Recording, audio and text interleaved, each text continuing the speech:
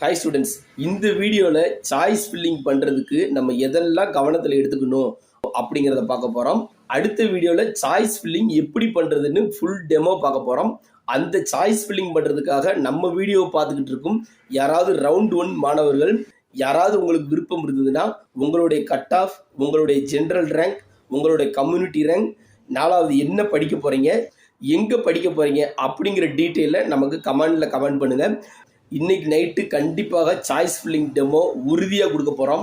Round 1 மாணவர்களுக்கு round 1லேயே சீட்டு கிடைக்கணும், round 2 மாணவர்களுக்கு ரவுண்ட் 2லேயே சீட்டு கிடைக்கணும், ரவுண்டு 3 மாணவர்களுக்கு ரவுண்டு 3லேயே சீட்டு கிடைக்கணும். அதற்கான முயற்சியும் அதற்கான பயிற்சியும் கண்டிப்பாக நம்ம சேனலில் ஃபுல் டீட்டெயில்டாக சொல்ல போகிறோம்.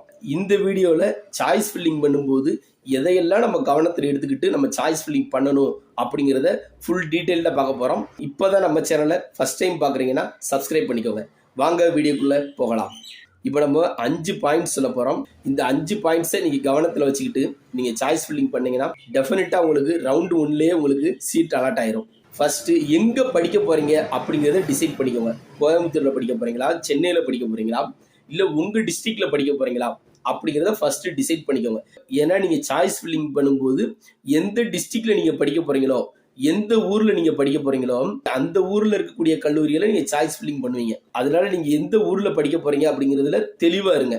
செகண்ட், என்ன கோர்ஸ் படிக்க போகிறேன், கம்ப்யூட்டர் சயின்ஸ் படிக்க போகிறேன்னா, ஐடி படிக்க போகிறேன்னா, சிவில் படிக்க போகிறேன்னா, மெக்கானிக்கல் படிக்க போகிறேன்னா, இசிஇ படிக்க போகிறேன்னா அப்படிங்கிறதுல தெளிவாக இருங்க.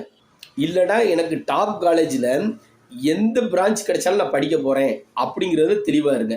தேர்டு, நீ வாங்கியிருக்கக்கூடிய கட் ஆஃப்.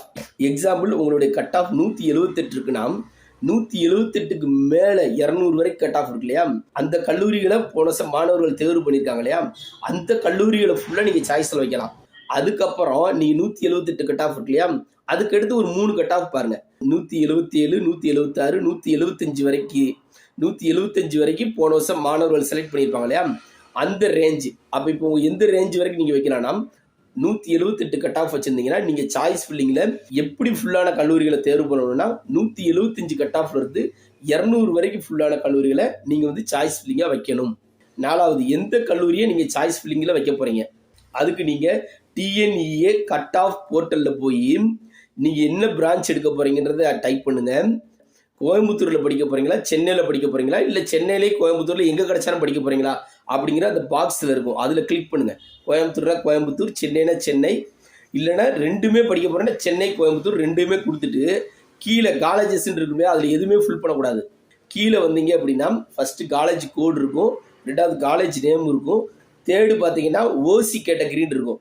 அந்த ஓசி கேட்டகரியில் ஆரோ மார்க் கொடுத்துருப்பாங்க. அந்த ஆரோ மார்க்கை கிளிக் பண்ணிங்கன்னா வரிசை அடிப்படையில் கல்லூரிகளை கொடுத்துருப்பாங்க. போன வருஷம் மாணவர்கள் என்னென்ன கட் ஆஃபில் கல்லூரியை தேர்வு பண்ணியிருக்காங்க அப்படிங்கிறத தெளிவாக கொடுத்துருப்பாங்க. அதிலிருந்து தான் நம்ம சாய்ஸ் ஃபில்லிங்க்கு கல்லூரி தேர்வு பண்ண போகிறோம். அதுக்குரிய டெமோ வந்து நான் கொடுக்குறேன். 5வது என்னென்னா, நம்ம சாய்ஸ் ஃபில்லிங் பண்ணிட்டோம். நம்ம சாய்ஸ் ஃபில்லிங் பண்ணதில் ஒரு காலேஜ் நம்ம தேர்வு பண்ணியிருப்போம். எக்ஸாம்பிள், மதுரையில் இருக்கக்கூடிய தியாகராஜர் காலேஜில் படிக்கணும்னு விருப்பப்படுறோம். ஆனால் நம்ம சாய்ஸ் ஃபில்லிங் பண்ணியிருக்கோம். ஆனால் நமக்கு அதே கல்லூரி தான் கிடைக்குமா அப்படிங்கிறதுல 50-50 சான்ஸ் தான். அதனால நீங்கள் சாய்ஸ் ஃபில்லிங் வைக்க போகிற கல்லூரிகளை பற்றி முழு டீட்டெயிலாக தெரிஞ்சு வச்சுக்கோங்க. ஒரு தடவை போய் விசிட் பண்ணுங்கள். அப்படி விசிட் பண்ணுறதுக்கு இனிமேல் டைம் இல்லைனாலும் ஃபோன் பண்ணி அந்த கல்லூரிகளில் ஃபீஸ் எவ்வளவு, ஹாஸ்டலில் தங்க போகிறீங்கன்னா ஹாஸ்டல் ஃபீஸ் எவ்வளோங்கிறத தெரிஞ்சு வச்சுக்கோங்க. நம்ம சொன்ன இந்த 5 டிப்ஸை கவனத்தில் வச்சுக்கிட்டு நீங்கள் சாய்ஸ் ஃபில்லிங் பண்ணுங்கள். டெஃபினட்டாக நீங்கள் எந்த ரவுண்டோ அந்த ரவுண்ட்லேயே உங்களுக்கு உறுதியாக சீட்டு கிடைச்சிடும், நல்ல கல்லூரியில் சீட்டு கிடைச்சிடும்.